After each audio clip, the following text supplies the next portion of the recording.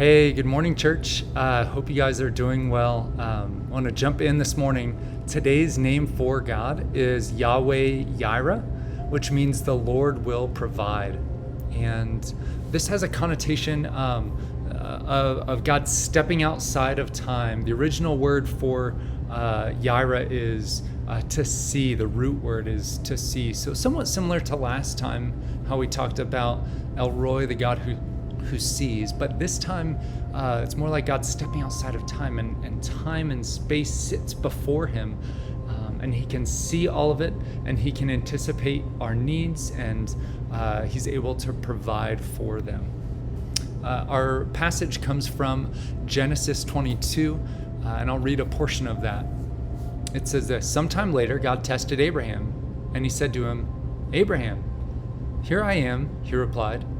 I'll skip down to verse 6 for time.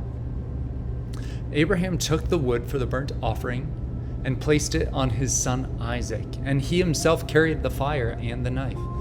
And the two of them went on together.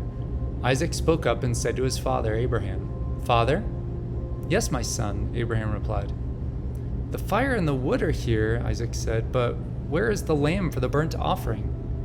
Abraham answered, 'God himself will provide the lamb for the burnt offering, my son.' And the two of them went on together. When they reached the place God had told him about, Abraham built an altar there and arranged the wood on it. He bound his son Isaac and laid him on the altar on top of the wood. Then he reached out his hand and took the knife to slay his son. But the angel of the Lord called out to him from heaven, 'Abraham, Abraham!' 'Here I am,' he replied. 'Do not lay a hand on the boy,' he said. 'Do not do anything to him.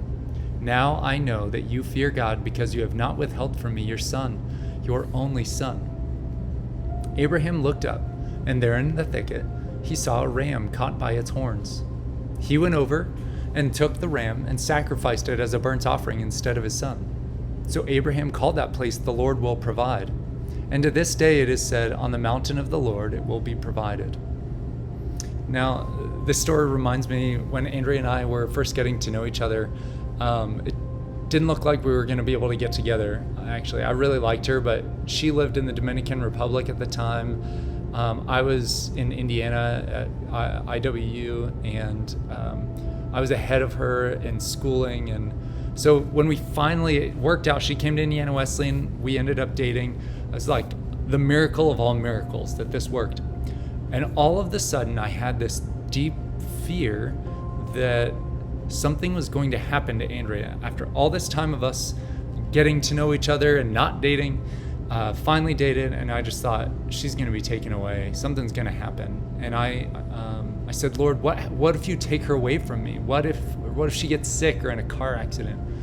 And I specifically remember the Holy Spirit saying, "Tyler, she's mine anyways. You never really had her. She's not yours to control." And I realized that the Lord was revealing in me that not only is he in control, but that I ought to be careful to put my hope in him first, not in Andrea or any other relationships. And I think, I don't know exactly what God is up to in this season with the coronavirus. As Forrest said on Sunday, God's up to a lot of things all at once a lot of times, and we can't always know what those are. But we are in a place where lots of things have been taken away from us. And so we're in this place of almost grieving the loss of a lot of things like routines and schedules, and sometimes even jobs. For a lot of you students, it's friendships that you've been removed from. For all of us, it's being able to be together as a church family. And there is a place, there needs to be grieving and mourning of that. And at the same time, I wonder if this is a good opportunity for us to reevaluate where we put our hope and where we put our trust. As Deuteronomy 8:18 says, it says to put our hope in the Lord, who gives us the ability to produce wealth, not our hands themselves, not our own abilities. To trust in him. And ultimately, he's actually already provided for our greatest need, which is the sacrifice of his son, Jesus. He became poor so that by his poverty we might become rich, Paul says. He died so that we can live. And For Christians, there's meaning in all seasons, even this one. As we read in Romans 8:28, all things work together for the good of those that love God and are called according to his purpose. And one day he's actually going to come back and fulfill his promises and take us home to be with himself. And so, church, in this dark night of the soul, he is with us and he will never leave us. He will fulfill his promise. He will return one day. Trust in him, hope in him. Song is below. I love you guys. Have a good day.